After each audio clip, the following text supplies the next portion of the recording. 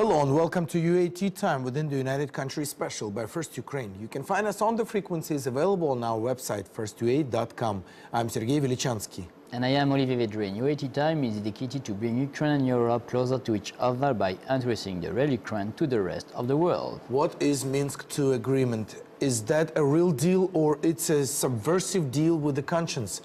What can we expect in the near future? Is it a long-awaited peace or it's a cover-up for something else? Our guest today is Aleksandr Khara, a founder of Maidan for Foreign Affairs. Welcome. A pleasure to be here. Thank you. It's been a little while of your last visit. Almost a year. Almost a year, but seems like nothing changed much. Or am I wrong? Well, things are changing, it's obviously, but not at that pace that we would like to see, especially in terms of the stopping the war, stopping the Russian aggression on our eastern flank, returning back Crimea and getting back to the normal peaceful life that majority of Ukrainians are willing to. Certainly, it's not enough time to change our country in terms of the political structures, political culture, and certainly in economy. That's why we can admit some positive changes, but from the other hand, there are a lot of things to do. In his address to the journalists, Petro Poroshenko, the president of Ukraine, highly marked the success of Minsk agreements. He pretty much said the difference between how it was before and how it is now. Yes, true, we can observe that there is no such active warfare as it was before, but is that really a success for us? The president was trying to save his position because he was one of the initiators of the ideas that were like a backbone of the so-called Minsk agreements. But I'm not among those enthusiastic people who thinks that it's possible to solve all our troubles with Russia.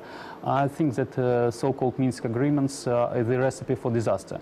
First of all, when we are talking about Minsk agreements, there are no such agreements in terms of the law, because it's not an international obligation of Ukraine.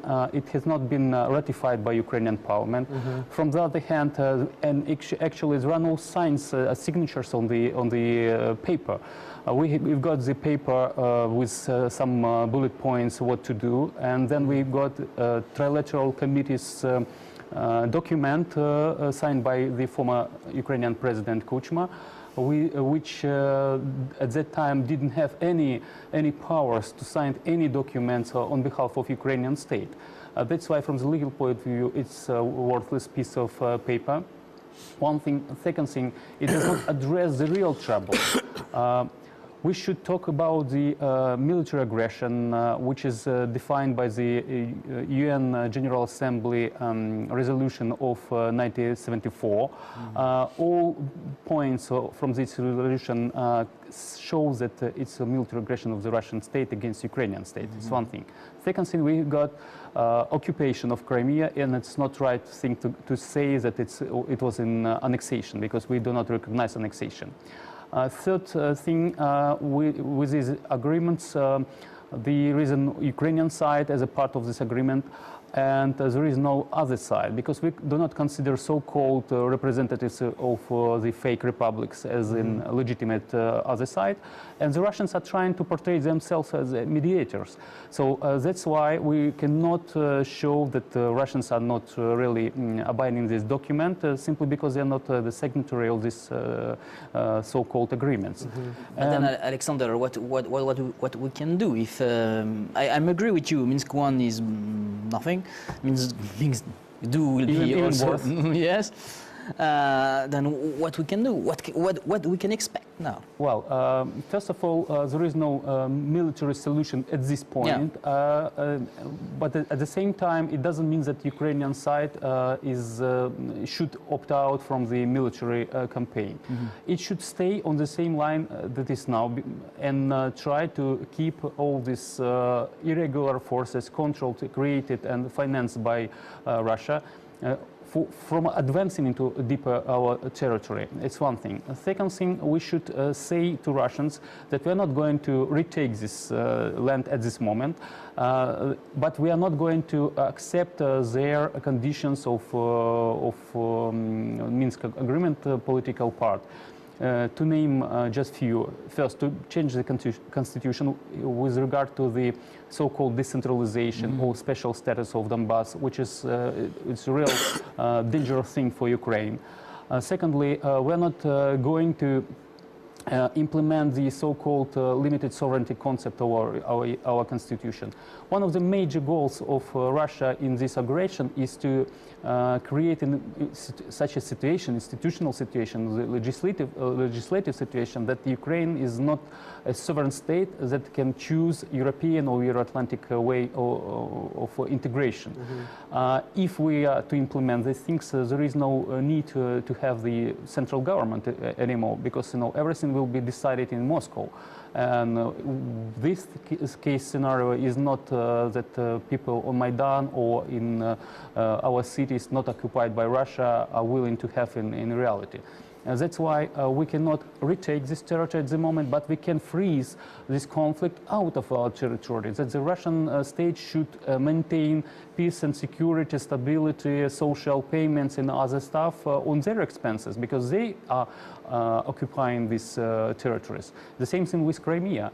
So we can just freeze this conflict out of our territory, not going to change the constitution the Kremlin wants, the way they want.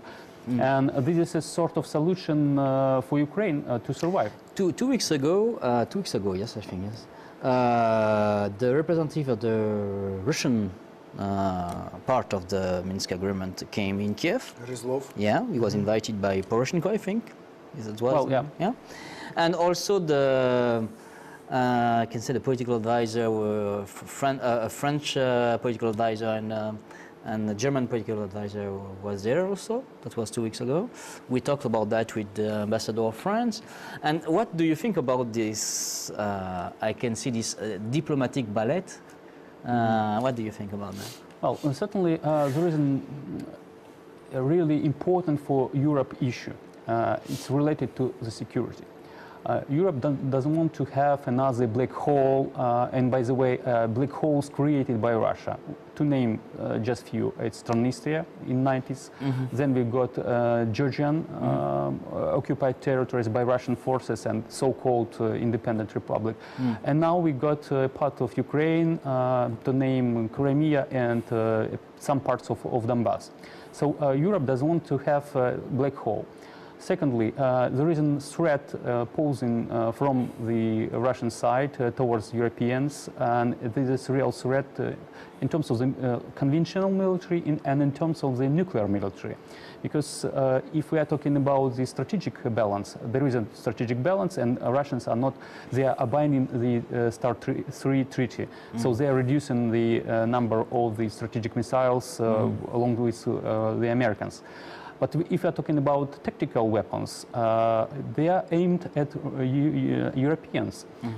Then Russians are trying to undermine the unity of the European Union, and the last facts that appeared in the media were with this German crisis related to migrants, and then reaction of the Russian community, Russian minorities, trying to show that they are against this waves of migrants. And it's a ridiculous situation. Some previous migrants are trying to show that there is no room for other migrants or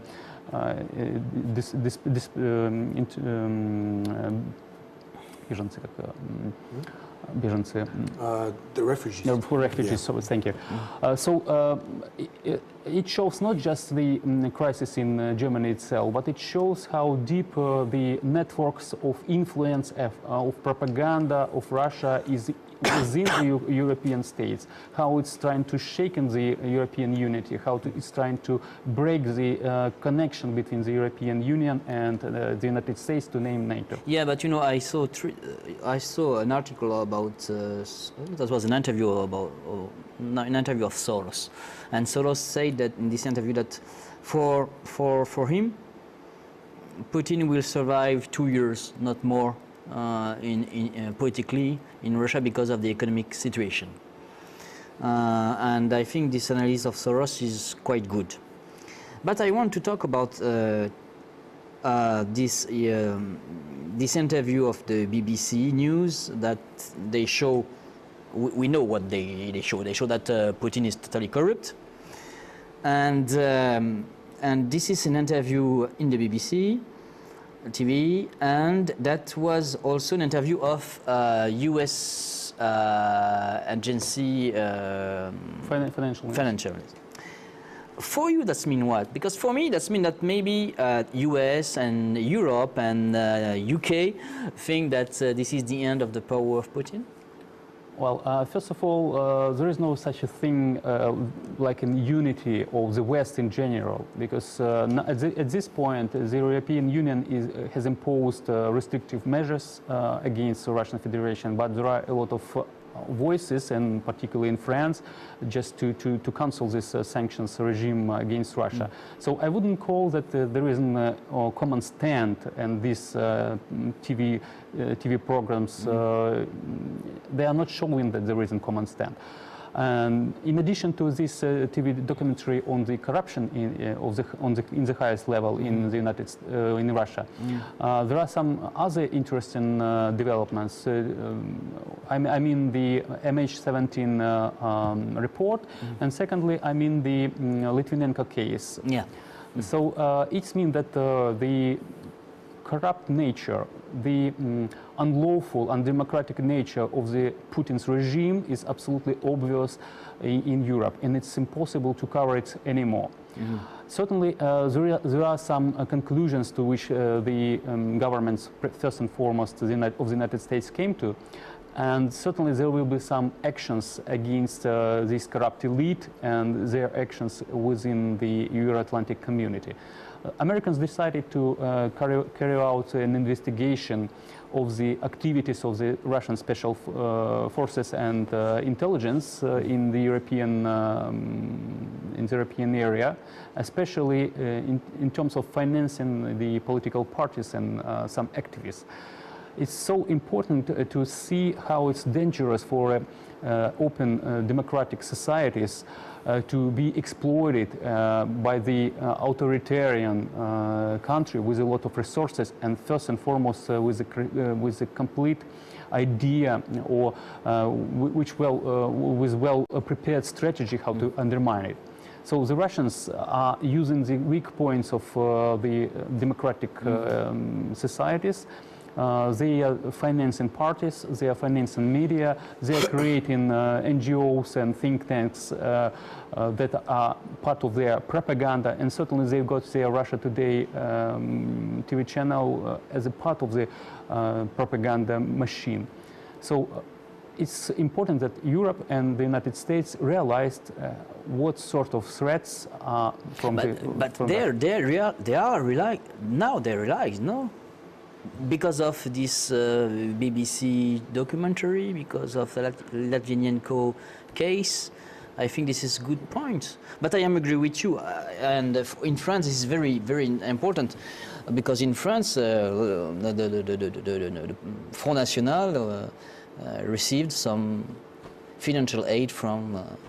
Well, Russians are supporting those who see threats from the United States and the unity of the European Union. That's why they support far left and far right parties. Yeah. and which is dangerous simply because it's not dangerous just for Ukraine. We are under the military aggression at the moment, but it's dangerous for Europe and its future itself, because we've got the crisis, the refugee crisis, we've got the Brexit, we've got the crisis with Greece and some other southern countries who are not meeting the standards, the financial standards of the European Union. And that's why whole European project is under threat. And if in terms of the military, look, after the beginning of the occupation of Crimea, there was a summit in Wales, and NATO decided to strengthen its southern and northern flank. Because countries like Estonia, Latvia, and Lithuania are threatened from Russia. Just a simple example. The whole military machine of Estonia is 5,500 people. It's a ministry and all soldiers that they have. And just paratroopers of Pskov division is something like 6,000 strong. So in case Russia decides to create a sphere of instability, or decides to conquer this former Soviet lands that have been occupied since 1940s. And actually it's an interesting historic parallel how they were occupied. First there was an ultimatum to the government of Estonia to install the military base on their territory. Then they created a movement of communists. They took power in Estonia. Actually there was a coup d'etat. And then they decided to join the Soviet Union. So it's absolutely the same procedure, absolutely the same technique they used against Georgia and then against Ukraine in Crimea. Yeah, and yes. What do you think? How far is the West willing to go with the sanctions? We see at this point that the sanctions do work. The barrel oil, cost is going down, and a lot of, as we talked about, the refrigerator, the fridge is becoming much more emptier than it used to. But is there a purpose to? I mean, it could lead to what? To Russia's collapse, as far as breaking into smaller parts, smaller states? Well, first of all, it's not in interest of Europe, neither of Ukraine, to have Russia collapsed or break up into the parts. Because it's much easier to deal with one guy, even though he is a bit crazy, who is controlling the nuclear arsenal and a lot of other military toys, rather than have negotiations with people like Kadyrov or other guys. So it's not in interest of these countries, in Ukraine as well. That's why sanctions, as they are aimed to change the behavior of the owner of Kremlin, owner of Russia, because Putin is behaving like a king in the country. It's one thing. Second thing, yes, sanctions are painful for Russia, but they are just getting things worse. And the major cause of problems is the Putin system itself. It's insufficient in terms of the political governance. It's absolutely inefficient in terms of the economy. That's why, even though there were no conflict with Ukraine and there were no sanctions, Russia could have been in the same difficult position like it's now. So I see that these sanctions related to Crimea will be in place until Russia gets Crimea back. But with regard to the Donbass-related sanctions, possibly they will be ceased in the mid of this year after the European community decides that in general the so-called Minsk agreements are fulfilled. And I see the threat that our president is not showing that these agreements are not being fulfilled by Russia, and there is no prospect of having these agreements fulfilled, and that's why we need to renegotiate the whole package and then a new format, because we need to have Americans in. and possibly other countries as well. And we need to have the European institution as an institution to be a part of these talks, not just Chancellor of Germany and President of France. They are good friends of Ukraine, but they got their own interests, one thing, and they are not representative of the European Union as an institution. That's why we need to have them in.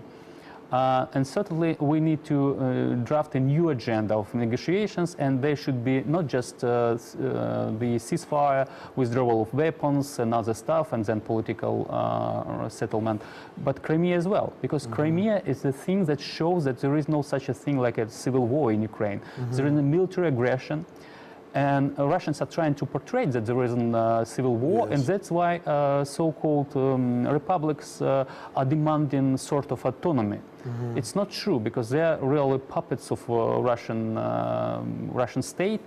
In the beginning, all the heads of so-called republics were Russian FSB operatives, and they were citizens of Russia, simply because there were no separatist leaders on the ground, because there is no separatism in Donbass. For 24 years, there were no political party, no activist, no single idea to get independence or even more autonomy. Okay. By your observation, what do you think? What kind of moods are prevailing in the Verkhovna Rada, in the Parliament of Ukraine, as far as regarding Minsk agreements and regarding the negotiations, or should we go on, or should we settle for what we've got? What do you think? Well, certainly there is a general dissatisfaction with these agreements. First thing. Second thing, there is no willingness to adapt new changes to constitution that will create more autonomy for occupied by irregular forces territories. I mean, it's an interesting story that we call them terrorists, and they got hostages, and we are trying to get this legalized. The first ever country in the world which is trying to legalize the terrorists and their rule over their victims, which is absolutely unacceptable.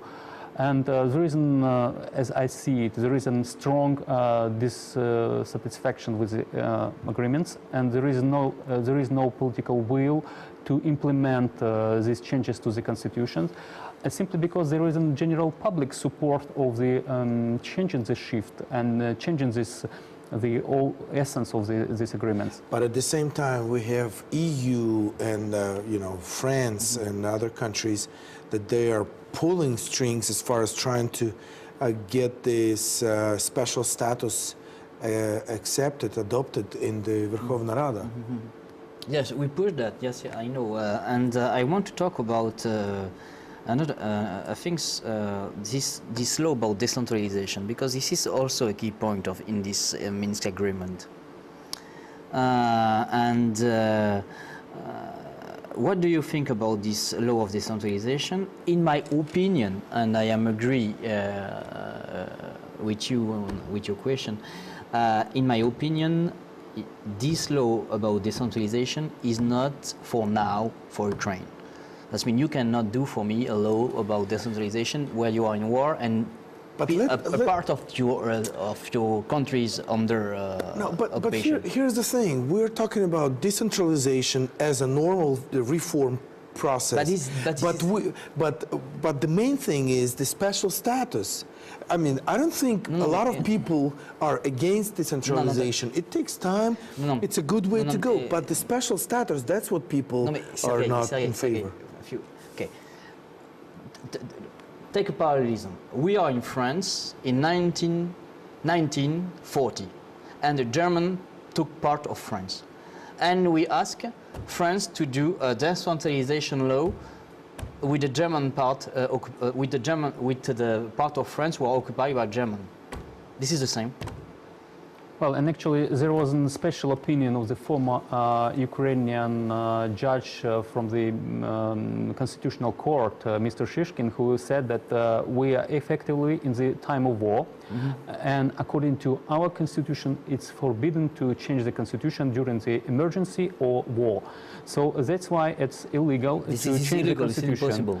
Secondly, there is a huge willingness of Kremlin to impose their ideas on our constitution, which is absolutely unacceptable. It's just for the Ukrainian people and their elected representatives to change the constitution the way we like it. Certainly, we need to change our constitution since we're going to change the model. We would like to have more democracy, more people's will, people's say in our system. I mean, more parliamentarian systems rather than a presidential one. But we cannot change it under the threat from the Moscow, from the Kremlin, and then we cannot do it even with the threat or how to say engagement of our partners from the West. It's up to Ukrainian people, not the people in Brussels, Washington or Moscow to decide what kind of country we would like to have. Our time is almost up, but what are the steps that you and others that you know are willing to take to influence the idea of reshaping the negotiations of Minsk I, Minsk II into something new? What near future? We had a round table with a bunch of prominent Ukrainian think tanks, and we drafted an appeal to the president. What should he do to change the situation? First, he should admit that so-called Minsk agreements are expired simply because if you have a look at the text, there is just one clause related to the time frame, and it's that constitutional reform should be implemented by the end of the 2015. Okay. So it's done. So the agreement is off. Second thing that we are not going to retake by the military our territory, and we will fire back just in self-defense. One thing. The second thing, we are going to adopt several laws. First, on collaboration. Second, on the irregular forces that have been created by Russian Federation. In fact, the army of so-called republics, it's 30,000 strong. They got 250 tanks, more tanks that Germany have and some other countries all combined. They've got something like 5,000 to 7,000 the Russian military on our ground. We've got a huge grouping of the Russians on our border. We've got militarization of Crimea up to 23,000 soldiers or military personnel on the territory, and they are trying to get more weaponry on the peninsula. So we need to show it to the West that there is an even growing threat from Russia, and the so-called Minsk agreements are not going to solve this. So we need to be a part of the Western team to negotiate with Russians the terms of the stopping the war, the terms of the withdrawal of all these troops because they are violating a lot of international treaties, and not just because they are occupying our land, but because there are some international commitments of the Russian Federation in terms of the convenient forces in Europe and other. So we need to be a part of the team to get them back. Certainly, we need to strengthen our line of defense, and certainly we should do more reforms because actually the victory of Ukraine over Russian aggression is in Kiev. Yes, yes. Yeah. All right. Well, we'll keep an eye on all the new developments and hope that it's going to work. But at this time, thank you very much for being with us. Yes. It was United Country UAT time by First Ukraine. Our guest was Aleksandr Khara, founder of Maidan of Foreign Affairs. Olivier Vedrine and Sergey Velichanskiy were working for you in the studio. Stay with us and we'll show to you the real Ukraine. Thank you for being with us. Have a good day and see you soon.